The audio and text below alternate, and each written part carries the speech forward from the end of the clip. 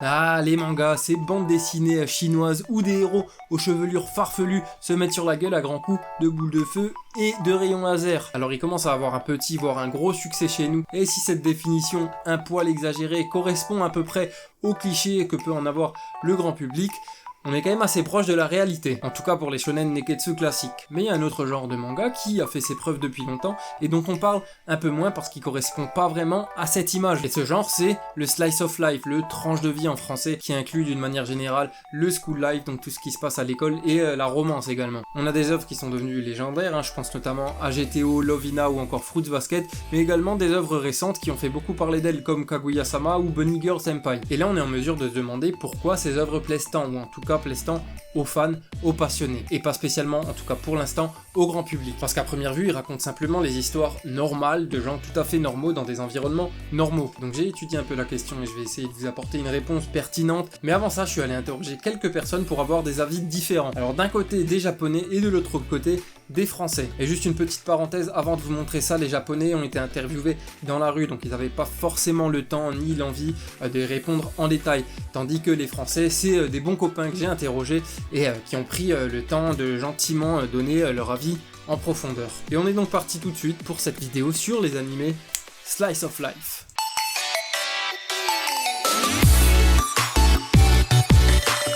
Qu'est-ce qui fait qu'on aime les animés et les mangas Slice of Life ou School Life? Je regarde pas les animés.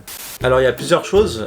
D'abord le fait que ça instaure un cadre que l'on connaît tous, puisqu'on est tous passés par l'école. L'école c'est un cadre qui parle à tout le monde, où il se passe beaucoup de choses, on est adolescent, on se forme, on vit des expériences avant de devenir adulte. Donc c'est le principe aussi des shonen, donc c'est pour ça que ces animés, mangas là, mettent en place à chaque fois un cadre qui se passe à l'école.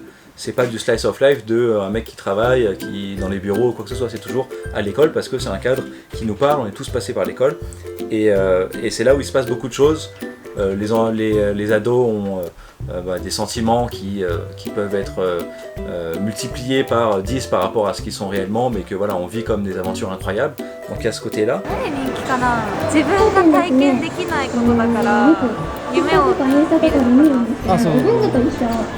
Après le côté slice of life, il permet de vivre par procuration quelque chose qu'on n'a jamais pu vivre, puisque là d'un point de vue occidental, la vie quotidienne japonaise à l'école, etc., c'est quelque chose qu'on ne peut même pas toucher du doigt. Même en voyageant, on peut faire ce qu'on veut, on ne pourra pas le vivre, alors que quand on le voit dans les animés mangas, on le vit un petit peu par procuration. Et voilà, ce côté slice of life, il y a ce côté un peu touchant, plutôt que shonen où ça va être vraiment ça va nous galvaniser, tu vois, tout ce qui est shonen, alors que slice of life ça va être vraiment du commun, du classique, et qui va nous toucher. 共感しやすいからじゃないですかね。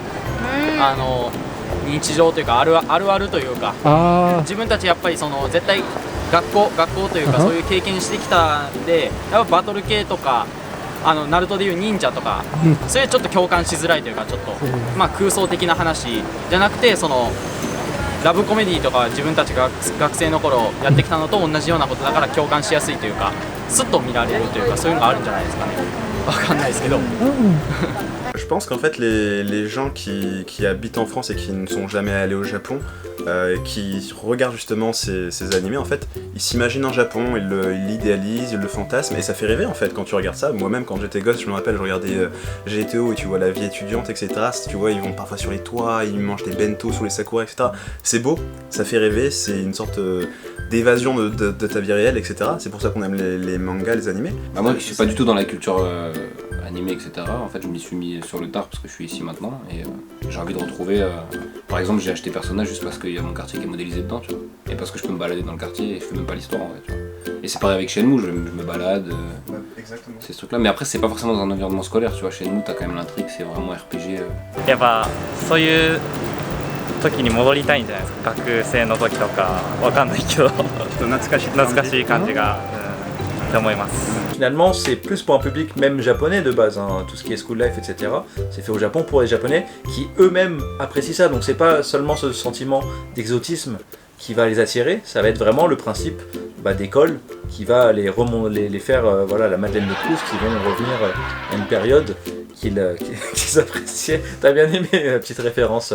Non, à une période qu'ils appréciaient, et en fait ça nous fait rêver ce côté nostalgique de retomber en enfance, parce que maintenant qu'on est adulte, on aimerait tous pouvoir revenir en enfance, comme Jiro Taniguchi l'a écrit dans Quartier lointain, qui est une œuvre que je vous recommande.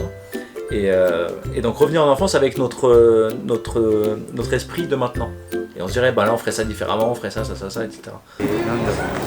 自分に照らし合わせるとかそういうことわかんないんだけどねそんな難しいね質問が Mais une fois que tu viens au Japon, en fait, tu te rends compte que la réalité elle est un peu différente. Mais ça, les gens, en fait, ils s'en rendent compte quand ils mettent les pieds ici. Certains, s'ils ont une attente trop haute, ils vont avoir une petite désillusion. Mais en général, tu apprends à faire la part des choses et tu savoures quand même ces animés, ces mangas, justement, qui se passent dans une école surréaliste un peu quand même. Parce qu'en fait, au final, tu te rends compte qu'il y a pas mal de ces éléments qui n'existent pas dans la vraie vie. Genre, les toits ne sont pas accessibles parce que il y a pas mal de suicides, ce genre de choses. Donc, pour des raisons de sécurité, tu ne fais pas ça. Pareil, on imagine que la vie amoureuse dans l'école, c'est quelque chose de malade, alors qu'en vrai, c'est pas si romantique que ça.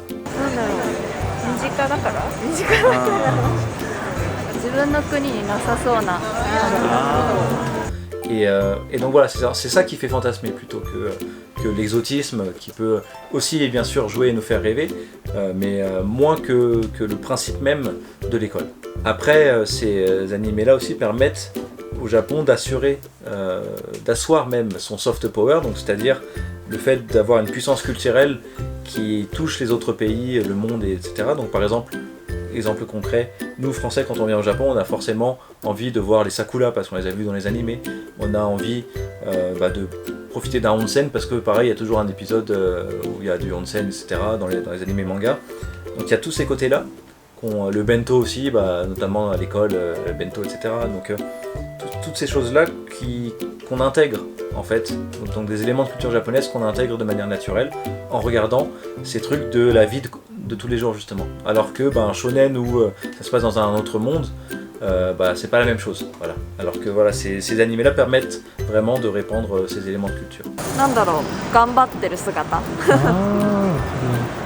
Est-ce que c'est si populaire que ça? Je ne sais pas. Par contre, là où ton questionnement est intéressant, c'est que même dans les animés et mangas qui ne traitent pas, qui sont pas des slice of life, je vais te prendre l'exemple le plus simple, My Hero Academia, et en fait on retrouve ce côté slice of life. Donc dans la plupart, même dans des trucs qui n'ont rien à voir, on a toujours ce côté un peu école scolaire, ou même Japon de tous les jours. Donc c'est des thèmes en fait récurrents, qui sont pas forcément le sujet principal du manga, mais par contre qui reviennent souvent en thème. C'est vrai que même dans des univers fictifs comme Dragon Ball, t'as des épisodes. Clairement, le début de la partie de Boo où Sangohan va à l'université. Exactement. C'est ça. Donc voilà, on retrouve ces éléments-là. Mais après voilà, juste ça en tant que sujet principal, je suis pas sûr que ça marche tant que ça. Même si par contre il y en a énormément. C'est-à-dire qu'il y a énormément d'animés slice of life, école, etc. Et c'est des trucs on connaît pas, tu vois. C'est des trucs ça se consomme, tu vois. Un peu genre on regarde, on oublie. Tu vois, c'est un peu ce genre de délire. À part GTO, Lovina. Mais j'en vois pas d'autres. Alors bien sûr dans les commentaires il y a machin qui va dire ouais mais attends il y avait aussi ça quand même, t'as oublié. Peut-être oui, là j'ai pas forcément en tête, mais c'est vrai que quand on pense à ça, on n'a pas vraiment de succès de fou qui vient en tête.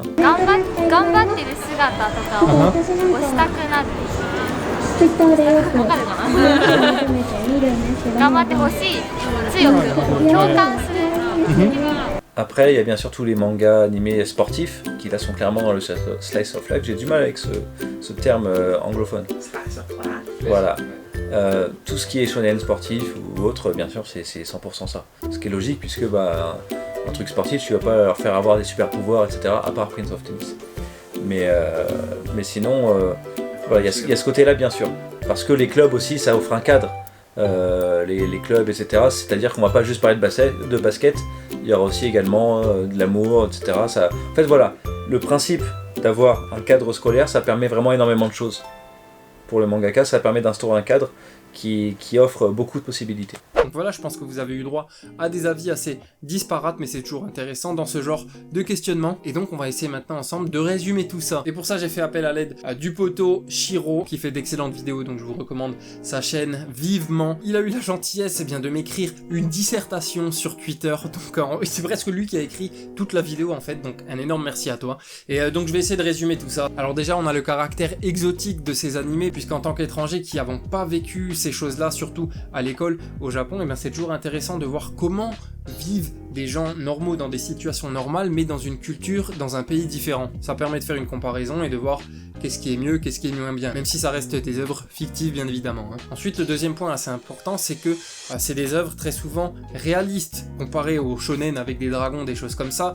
On arrive mieux à se projeter dans ce genre d'œuvres et à s'identifier aux personnages. Et ce côté réaliste, ça permet de dénoncer des choses qui existent dans la vraie vie, comme le harcèlement par exemple. Je pense notamment au chef-d'œuvre Silent Voice, parce que quand des choses comme ça sont traitées dans des univers fantastiques, eh bien c'est toujours plus difficile de faire le rapprochement. Alors peut-être que je pousse un peu trop loin, mais ça peut pour certaines personnes permettre de tirer des enseignements, notamment dans les relations interpersonnelles. Un exemple, si on voit quelqu'un faire une mauvaise expérience avec une autre personne dans un animé et avoir ce même schéma dans la vraie vie, on peut se dire tiens, il faudrait que je réagisse différemment de ce qui s'est passé dans le manga, dans l'animé, pour avoir un résultat qui soit plus positif. Alors bien sûr, c'est pas toujours le cas, mais si ça peut aider certaines personnes, et ben pourquoi pas. Et enfin, je pense que le dernier aspect qui est assez important, c'est que c'est des animés chill, voilà, on se prend pas la tête, on regarde ça comme ça vient, les bandes son sont très souvent relaxantes, ça permet de se vider la tête, de rigoler, de passer un bon moment tout simplement. Avant de conclure, je vous laisse sur une petite sélection, alors c'est pas un top, c'est juste une sélection de 5 animés ou mangas qui correspondent à ce genre et qui m'ont vraiment plu. Alors tout d'abord on a Kanojo Okarishimasu, petite copine à louer, ça sort en ce moment en animé, voilà, ça se prend pas la tête, c'est assez drôle parce que c'est l'histoire d'un mec qui est un loser et qui loue les services d'une petite copine qui est à louer, forcément. Donc ça crée des situations assez farfelues, voilà, des quiproquos, des choses comme ça. C'est un régal, je recommande vivement. Ensuite, on a Araburu Kisetsu, voilà, c'est l'histoire de 4 copines qui partent pour un voyage assez fou puisqu'elles décident d'aller en Antarctique. J'ai pas grand chose à dire de plus, regardez ça, il y a des beaux décors, de la bonne musique, des personnages attachants, franchement, tout ce qu'on demande. Ensuite, on a Dagashikashi, un manga sur les bonbons. Voilà, ça existe, les Japonais sont très forts pour nous écrire des histoires sur des thèmes dont on n'aurait jamais imaginé l'existence. Donc voilà, Dagashikashi, ça raconte l'histoire de Kokonotsu qui ne veut pas reprendre la boutique de confiserie de son père. Franchement, c'est des barres de rire, je recommande une fois de plus. Ensuite, on a Grande Blue, ça parle de plongée, c'est complètement perché. Voilà, c'est tout ce qu'il y a à dire dessus. Regardez, ça vaut le détour. Et enfin, un animé de sport pour satisfaire les propos tenus par Guigui précédemment. Donc c'est un animé de sport ici qui a une grosse part de slice of life. Ça s'appelle Kepeki Danshi Aoyama-kun. Donc ça raconte l'histoire de Aoyama qui est joueur dans le club de foot de son lycée mais qui déteste la saleté. Donc voilà, il joue avec des gants, il se désinfecte tout le temps, super en période de Covid. Voilà, ça provoque plein de situations ahurissantes. On rigole bien. Voilà, que demander de plus? Bon voilà pour cette petite sélection, j'en mettrai d'autres en description parce qu'il y en a encore des tonnes et des tonnes. J'espère avoir réussi à vous donner l'envie de regarder ce genre d'œuvre parce que c'est vrai qu'on a toujours du mal un peu à se détacher de cette image de shonen neketsu, ou en tout cas de la partie fantasy, aventure, combat des mangas, alors que ça représente qu'une petite part du marché. Attention, je suis pas en train de clasher le neketsu non plus, c'est un genre énorme, c'est mon genre préféré, mais voilà. Il y a également d'autres choses qui sont intéressantes à voir. J'espère également avoir pu répondre à certaines de vos questions, certaines de vos interrogations, grâce à l'aide des gens interviewés. Donc une fois de plus, merci à tous ceux qui ont participé à la vidéo. Je vous remercie vous d'avoir pris le temps de la regarder, et puis on se dit à très bientôt pour de nouvelles aventures sur la chaîne. Bisous à tous, ciao ciao.